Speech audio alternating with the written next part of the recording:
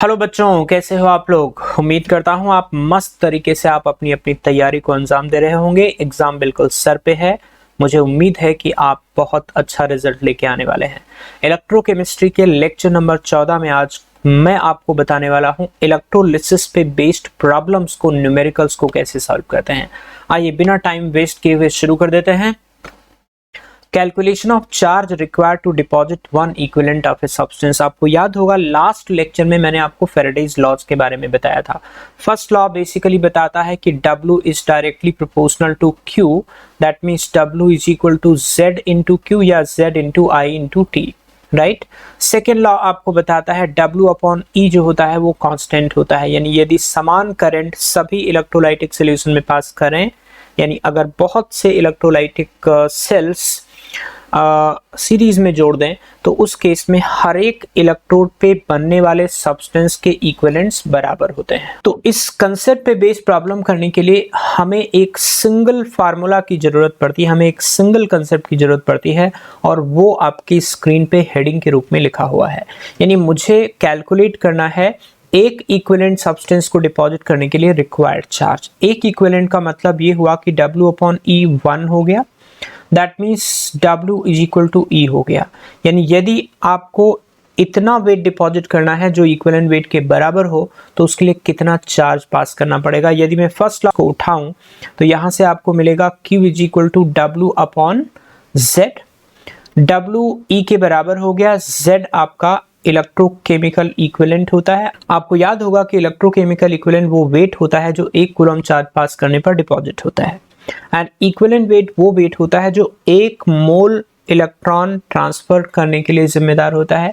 तो यदि आप इन दोनों का रेशियो निकालेंगे किसी गिवन रिएक्शन में किसी पर्टिकुलर सब्सटेंस के लिए, तो ये आता है charge on 1 mole of electron, charge on 1 mole of electron, यानी ये निकल के आएगा 96500 आप कूलम, रफली यही वैल्यू होती है। आप चाहो तो निकाल भी सकते हो 1 मोल इलेक्ट्रॉन पे कितना चार्ज होगा। Charge on 1 mole of electron अगर आपको लिखना हो ऑन 1 मोल ऑफ इलेक्ट्रॉन, तो आपको पता है कि एक इलेक्ट्रॉन पे चार्ज होता है 1.6 10⁻⁹ कूलम, और 1 मोल इलेक्ट्रॉन पे चार्ज निकालने के लिए सिंपली आपको 6.023 10⁻23 से मल्टीप्लाई कर देना है। ये अप्रॉक्सीमेटली 96500 आ जाता है। ऑलराइट, इसी को हम लोग 1 फैराडे चार्ज कहते हैं। तो यदि आप बारीकी से इसको देखेंगे बच्चों तो आपको क्या मिलेगा। हमने क्या निकाला है, ये कौन सा चार्ज है, ये चार्ज है एक इक्विवेलेंट सब्सटेंस को डिपॉजिट करने के लिए रिक्वायर्ड चार्ज। तो अगर आपने एक इक्विवेलेंट सब्सटेंस डिपॉजिट किया तो आपको 1 फैराडे चार्ज पास करना होगा, यानी कि जितने फैराडे चार्ज आप पास करोगे इलेक्ट्रोलाइटिक सेल के अंदर उतने ही इक्विवेलेंट सब्सटेंस का डिपोजिशन हो जाएगा। यानी अब मैं फाइनली क्या कंसेप्ट लिख सकता हूं, number of equivalent of a substance deposited, number of equivalent of a substance deposited or evolved is equal to number of Faradays of charge used,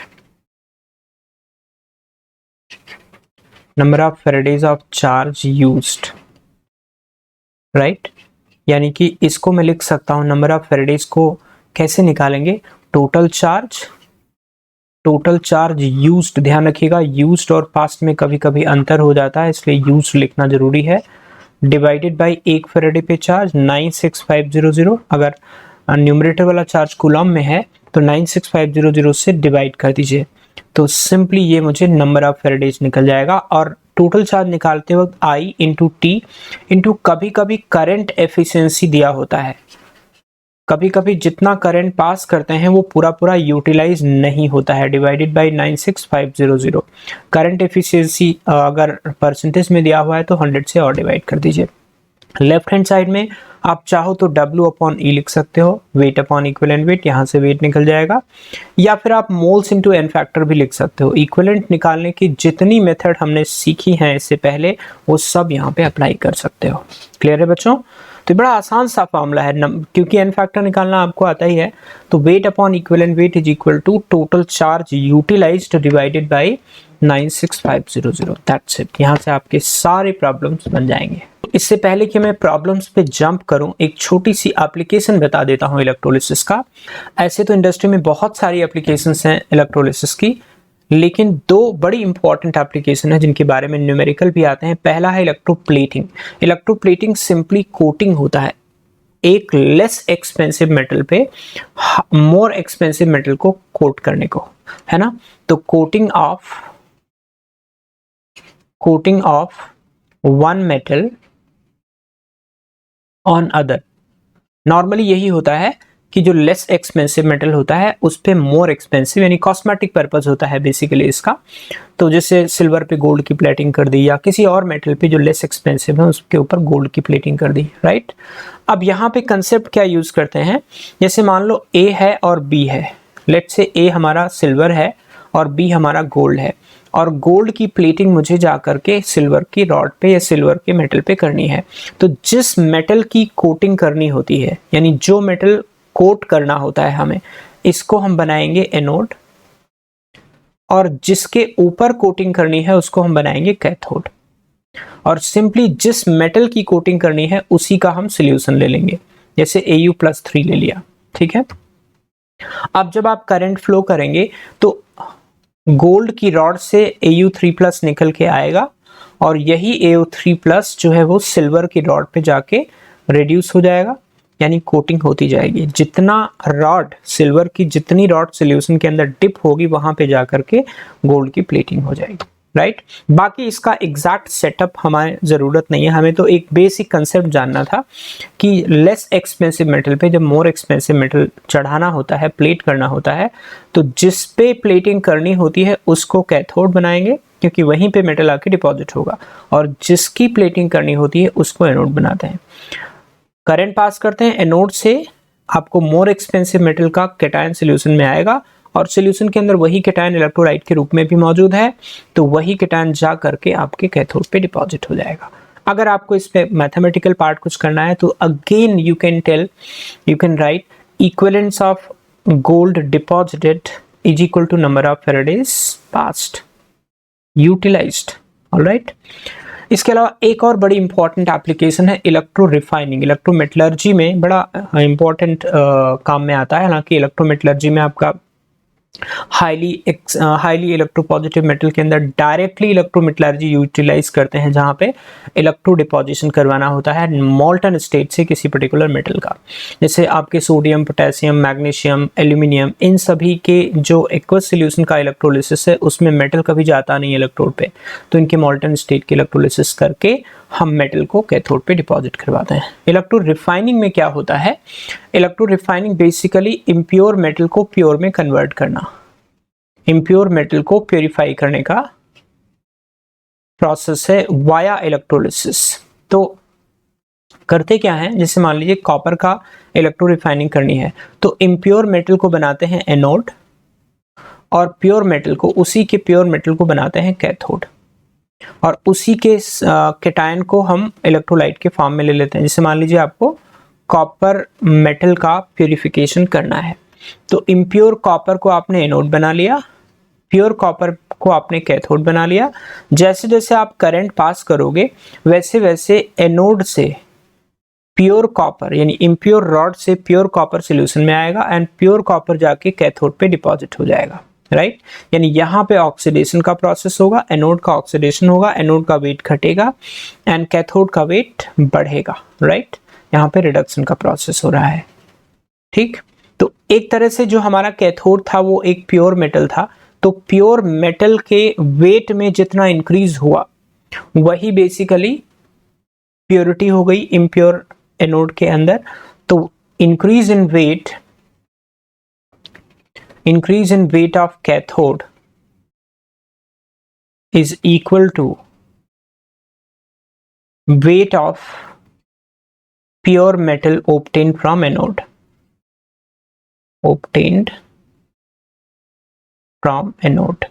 all right। Easy है। यहां पे वही कंसेप्ट, यदि mathematically हमें कुछ करना है तो I can write equivalents of copper ion deposited, your equivalents of copper metal deposited is equal to number of Faradays of charge passed. Easy. तो इन दो पे न्यूमेरिकल्स भी बनते हैं, थ्योरेटिकल प्रॉब्लम्स भी पूछी जाती हैं, तो ये दो एप्लीकेशन जरूर आप लोग इलेक्ट्रोकेमिस्ट्री के पॉइंट ऑफ व्यू से याद रखें। चलिए बच्चों, कुछ प्रॉब्लम्स हो जाएं इस पे बेस्ड। पहला प्रॉब्लम आपकी स्क्रीन पे आ चुका है। How many faradays are required to reduce 1 mole of MnO4 - 2 Mn+2। Pause कीजिए और कैलकुलेट करिए। जैसा कि MnO4 +7 होता है यहाँ पे और यहाँ पे +2 है, तो 5 मोल इलेक्ट्रॉन का ट्रांसफर होगा पर मोल ऑफ MnO4-, राइट।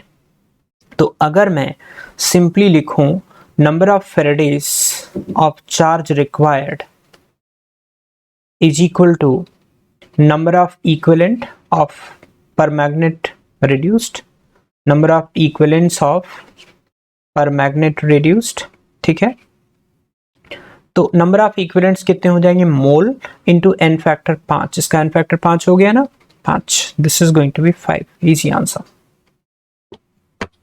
ठीक। तो number of faradays, number of equivalents, बिल्कुल सिंपलेस्ट क्वेश्चन, आसानी से आप कर सकते हैं। अगला question, 3 Farad of electricity was passed through an aqueous solution of iron 2 bromide, mass of iron metal deposited at the cathode will be। Once again same concept, क्या मैं लिख सकता हूं equivalence of iron deposited is equal to number of Faradays of charge passed। Number of Faraday's दिया हुआ है 3, equivalent को मैं वेट अपॉन इक्विवेलेंट वेट लिख सकता हूं, equivalent weight molecular weight by 2 हो जाएगा, क्योंकि आयरन 2 से आपने आयरन बनाया है, तो यहाँ पे 2 इलेक्ट्रॉन का एडिशन हुआ होगा पर मोल ऑफ आयरन +2, राइट। तो यहाँ वेट हो जाएगा आपका 3 × 28, that will comes out to be 84 gram. Clear है बच्चों, B is the correct answer, easy. Next, 4 mole of electrons per transferred, ये बड़ा जोरदार चीज है, इस बार थोड़ा इनडायरेक्ट लिख दिया है। 4 mole of electrons per transfer from anode to cathode in an experiment during electrolysis of water, total volume of 2 gases dry and HTP produced will be in litre. करिए देखते हैं। 4 मोल इलेक्ट्रॉन का मतलब नंबर ऑफ फेराडेज कितने हुए, आपको पता है 1 फेराडे 1 मोल ऑफ इलेक्ट्रॉन होता है, यानी 4 फेराडे चार्ज पास किया। अब जब आप वाटर का इलेक्ट्रोलिसिस करते हैं तो हाइड्रोजन कैथोड पे बनता है, ऑक्सीजन एनोड पे बनता है 2:1 मोल रेशियो में। तो मैं केवल हाइड्रोजन के लिए लिखता हूं, तो क्या मैं लिख सकता हूं equivalence of hydrogen is equal to number of faradays, right. ये आपका हो गया 4, तो मोल ऑफ हाइड्रोजन कितना हो गया 4 डिवाइडेड बाई 2 यानी कि 2, क्योंकि जब हाइड्रोजन गैस बनती है तो पर मोल of hydrogen gas 2 mole electron का ट्रांसफर होता है, ठीक है।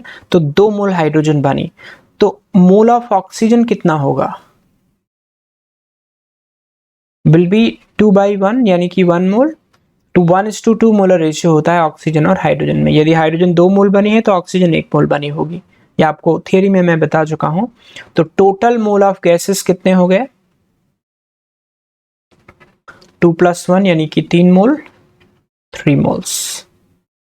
तो volume of gases at HTP कितना हो गया 3 × 22.4 litre, that will be 67.2 litre. Easy easy easy question, clear है बच्चों।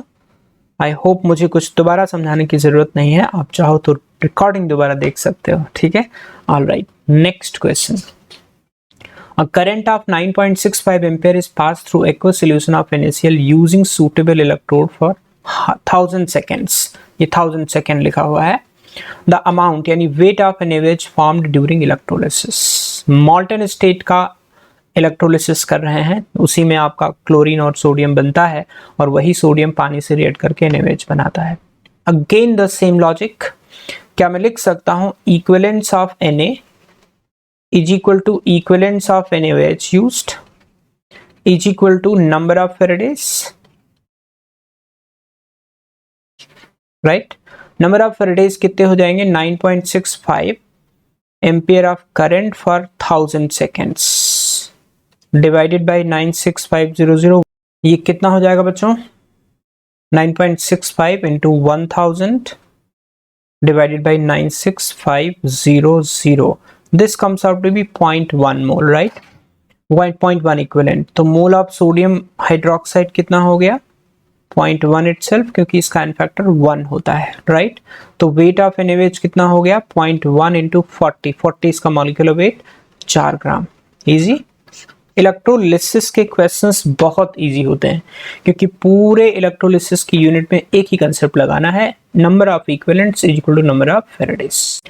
ऑलराइट, नेक्स्ट क्वेश्चन बच्चों, a current of 2 ampere was pass through copper sulfate solution for 1 hour. 0.237 gram of copper 2 plus ion were deposited at cathode. Current efficiency same logic. देखो again मैं लिखूंगा number of equivalents of copper ion deposited is equal to number of faradays. Alright, number of equivalents of copper ion deposited 0.237 upon 63.5 by 2. I hope you understand.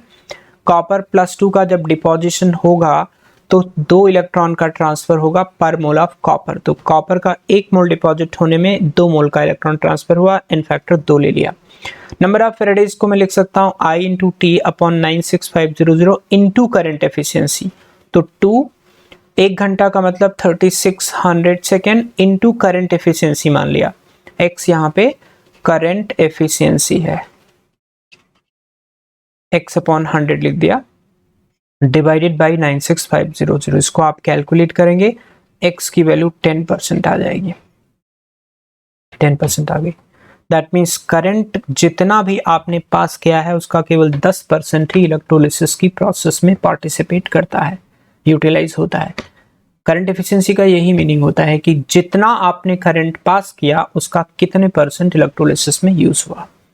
Next question बच्चों, during preparation of H2SO8 oxygen was released at anode as a byproduct when 9.72 liter of hydrogen released at cathode and इतना liter of anode at STP, weight of H2SO8 कितना होगा ग्राम में? Try करो। Alright, ये electrolysis में बच्चों थोड़ा सा कंसेप्ट हटके है। जब आप कॉन्सेंट्रेटेड H2SO4 का इलेक्ट्रोलिसिस करते हैं ना, HSO4 माइनस और H प्लस बनता है, ये एक्चुअली जाता है एनोड पे H2SO8 बनता है और H प्लस जाता है कैथोड पे, हाइड्रोजन गैस बनती है। क्लियर?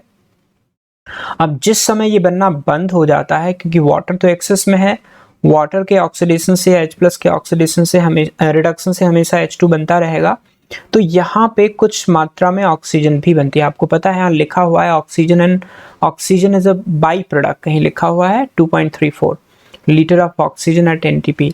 इसका मतलब ऑक्सीजन जो है वो बाई प्रोडक्ट की तरह बना है, H2SO8 बनने के बाद ऑक्सीजन और बना है यहाँ पे। तो क्या मैं ऐसा लिख सकता हूँ कि इक्विवेलेंट्स ऑफ H2SO8 यानी ये एनोड पे बना प्लस इक्विवेलेंट्स ऑफ ऑक्सीजन ये भी एनोड पे बना is equal to equivalents of hydrogen, right? जितना प्रोडक्ट आपको एनोड पे बना उन सभी के इक्विवेलेंट का sum must be equal to equivalents of all the product formed at cathode. तो इक्विवेलेंट्स ऑफ H2SO8 को मैं वेट अपॉन इक्विवेलेंट वेट लिख सकता हूँ। इक्विवेलेंट वेट को मॉलिक्यूलर वेट को 2 से डिवाइड करके निकाल लिया, क्योंकि आप देख सकते हो यहाँ पे n फैक्टर इसका 2 कैसे होगा। जब 2HSO4 माइनस जाएगा H2SO8 बनेगा, साथ में 2 इलेक्ट्रॉन निकलेगा, तो हर एक मोल H2SO8 बनने के साथ साथ 2 मोल इलेक्ट्रॉन का ट्रांसफर होता है। प्लस इक्विवेलेंट ऑफ ऑक्सीजन क्या मैं लिख सकता हूँ mole into 4, and equivalent of hydrogen को मैं मोल इंटू 2 लिख सकता हूँ, क्योंकि ऑक्सीजन जब बनता है ना बच्चों, तो हर एक ऑक्सीजन बनने के साथ साथ, जैसे मान लीजिए H2O का ऑक्सीडेशन आप करा रहे हैं, तो H2O का ऑक्सीडेशन जब आप कराएंगे, जब आप O2 बनेगा तो 2 H2O लेना पड़ेगा, प्लस साथ में 4H प्लस बना प्लस 4 इलेक्ट्रॉन बना। तो आप देख सकते हो हर एक मोल ऑक्सीजन बनने के साथ साथ 4 मोल इलेक्ट्रॉन का ट्रांसफर हुआ है। तो n फैक्टर ऑक्सीजन का 4 ले लिया, ठीक है। तो wait 2W upon 194 plus oxygen का मोल हो गया हमें 2.35 लीटर दिया हुआ है STP पे, तो 2.35 upon 22.4 into 4 is equal to mole of hydrogen हो गया 9.72 डिवाइडेड बाई 22.4 इंटू 2, ठीक है। यहां से आप W कैलकुलेट करो, it comes out to be 43.56 gram. Easy. तो इस क्वेश्चन में यही एक ग्लिच था कि आपको ये समझना था कि ऑक्सीजन एनोड पे बन रहा है H2SO8 के साथ, राइट। नेक्स्ट क्वेश्चन, ये बड़ा मस्त क्वेश्चन है। In the given figure electrolytic cell consist of 1 litre of aqueous copper sulphate, 0.4 mole of electron were passed, 0.4 mole यानी कि 0.4 फेराडे चार्ज पास किया। Concentration of copper and after passing this particular charge will be what. Try करो। देखो बच्चों, यहां पे जो figure बनी हुई है उसके अंदर आप देख सकते हो कि आपके पास कॉपर ही एनोड है और कॉपर ही कैथोड है। यदि आपको ध्यान हो तो हमने इलेक्ट्रोलिसिस की थियरी के दौरान एक बात बताई थी कि जब आपने कॉपर एनोड लिया है, जब आप प्लेटिनम लिए थे दोनों, तब अलग कहानी थी, वहां पे कैथोड पे कॉपर बना था और एनोड पे ऑक्सीजन बना था। लेकिन जब आपने दोनों कॉपर लिया था तो एनोड पे कोई प्रोडक्ट नहीं बना था, एनोड पे कॉपर खुद ऑक्सीडाइज हो गया था। तो अगर मैं इस फिगर को रेफरेंस मान के चलूं तो क्या आप समझते हो कि जितना मोल कॉपर आयन सॉल्यूशन से जाके डिपॉजिट होगा कैथोड पे, उतना ही मोल कॉपर आयन एनोड से ऑक्सीडाइज होकर सॉल्यूशन में आ जाएगा। ये बात पूरी हमने बताई हुई थ्योरी में। तो इसका मतलब as copper is used as anode, तो क्या मैं लिख सकता हूं कि equivalent of copper ion deposited eight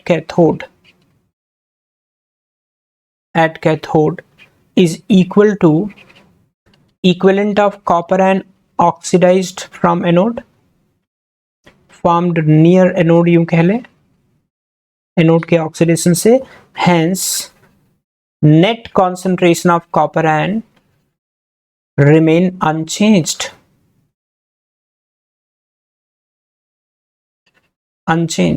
कोई चेंज नहीं होगा। इस प्रकार का एक सवाल जेई ने भी बहुत पहले पूछा था, निकल नाइट्रेट का इलेक्ट्रोलिसिस कराया था निकल एनोड की प्रेजेंस में। तो इलेक्ट्रोलिसिस के दौरान जितना निकल कैथोड पे डिपॉजिट हुआ था उतना ही निकल एनोड से ऑक्सीडाइज होकर आ गया था। तो जब भी आपने एनोड सेम मटेरियल का यूज किया है तो there is no change in concentration of metal ion in the solution, यानी इसका आंसर हो जाएगा 1 मोलर। लेकिन इसमें मैं थोड़ा सा ऐड करता हूं, इस क्वेश्चन को एक्सटेंड करता हूं। अगर हमने प्लेटिनम इलेक्ट्रोड यूज किया होता तो कैसे करते इस क्वेश्चन को, वो बताता हूं। तो अलग से लिख लो आप लोग। If in the previous question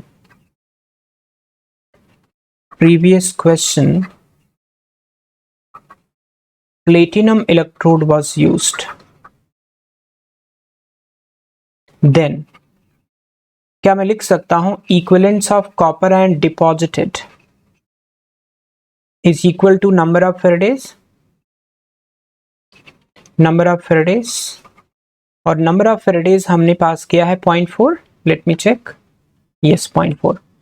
तो mole of copper ion deposited कितना हो जाएगा 0.4 डिवाइडेड बाई 2 यानी कि 0.2, और इनिशियल मोल कितना था कॉपर का 1 लीटर 1 मोलर यानी 1 मोल था।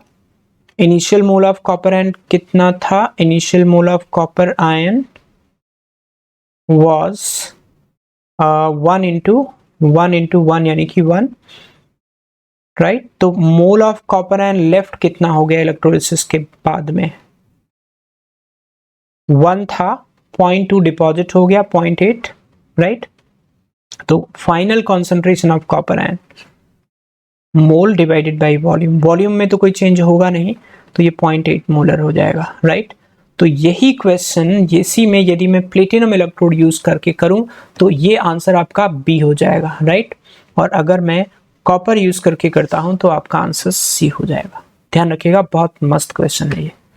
ऑलराइट बच्चा लोग, next and last question. 2 electrolytic aqueous solution, A silver nitrate है, बी LiCl है, इलेक्ट्रोलाइज किया है using platinum electrode, pH of resulting solution will be. सोचिए पीएच पे क्या फर्क पड़ेगा। चलो हम बात करते हैं। अगर ए लिया आपने तो Ag+ है, नाइट्रेट आयन है एंड वाटर है एंड बहुत थोड़ा मात्रा में H+ एंड OH- है। जब इसकी इलेक्ट्रोलिसिस करोगे तो कैथोड पे Ag+ का रिडक्शन होगा, सिल्वर बनेगा। एनोड पे वाटर का रिडक्शन हो, ऑक्सीडेशन होगा, और वाटर का ऑक्सीडेशन होके O2 बनने के साथ साथ H+ निकलता है, यानी पूरे सोल्यूशन में H+ कॉन्सेंट्रेशन बढ़ेगा। H+ कॉन्सेंट्रेशन बढ़ेगा तो pH घटेगा, राइट। यानी ए केस में जब आपने सिल्वर नाइट्रेट का इलेक्ट्रोलिसिस करवाया है तो pH घटेगा। क्लियर? तो आपका आंसर तो आ गया, क्योंकि चारों ऑप्शन में एक में ही ऐसा लिखा है जहां पे ए में घट रहा है। चलो, लेकिन हम समझा देते हैं दोनों। अगर आपने बी लिया LiCl, तो आपको पता है लिथियम आयन है, क्लोराइड आयन है, H2O है, H+ है एंड OH- है। ठीक, अब अगर हम लॉजिक पे जाते हैं सीधे सीधे, तो कैथोड पे आपका वाटर का रिडक्शन होगा कैथोड पे, क्योंकि लिथियम आयन का हो नहीं सकता। और अगर वाटर का रिडक्शन होता है, हाइड्रोजन गैस बनती है, हाइड्रोजन गैस बनने के साथ साथ OH आयन बनेगा, यानी OH आयन बढ़ेगा तो H आयन कॉन्सेंट्रेशन घटेगा, और अगर H आयन कॉन्सेंट्रेशन घटेगा तो pH बढ़ेगा। ये तो मैंने सिर्फ कैथोड की रिएक्शन को ध्यान में रखते हुए बताया। अगर मैं एनोड की बात करूं, एनोड की बात, तो क्लोराइड आयन का ऑक्सीडेशन होके क्लोरीन बनेगा, और क्लोरीन बनेगा क्योंकि मैं यहाँ पे OH का ऑक्सीडेशन नहीं कंसिडर कर रहा हूं। अगर मैं केवल काइनेटिक सेंस में बात करूं तो आपको पता है कि क्लोराइड और OH के अंदर ओवर पोटेंशियल का एक लफड़ा होता है, और उस ओवर पोटेंशियल की वजह से क्लोराइड आयन जाता है एनोड पे और वही क्लोरीन गैस में कन्वर्ट हो जाता है। तो ओवरऑल हम बात करेंगे तो OH आयन कॉन्सेंट्रेशन एनोड पे बढ़ेगा तो H आयन घटेगा, और अगर H आयन घटेगा तो pH बढ़ जाएगा, यानी आपका आंसर डी एक परफेक्ट आंसर होगा। ऑलराइट बच्चा लोग, तो हम लोगों ने बहुत खूबसूरत क्वेश्चन किए हैं इस लेक्चर में। उम्मीद करता हूं कि आप लोग का कंसेप्ट इलेक्ट्रोलिसिस से रिलेटेड क्लेरिफाई हो गया होगा। Thank you very much for joining me. Before I close this lecture, once again एक important information from Unacademy, India's biggest scholarship test, weekly scholarship test, combat from Unacademy। combat के बारे में आप जानते हैं, हर संडे 11 बजे होता है, राइट। 4 करोड़ रुपए स्कॉलरशिप का पूल है, और अच्छी बात यह है कि इसके लिए कोई भी फी पे नहीं करना है। That means if you have a brilliance, if you have knowledge, you can convert into rewards. Other than results, you can also convert into rewards.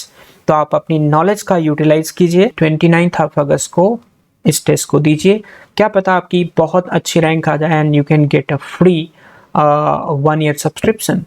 और इसको इनरोल करने के लिए, इसको रजिस्टर करने के लिए आप मेरा कोड यूज करिए SD Sir Life, which will give you lots of benefits on Unacademy. All right guys, thank you very much for joining me. See you in the next lecture.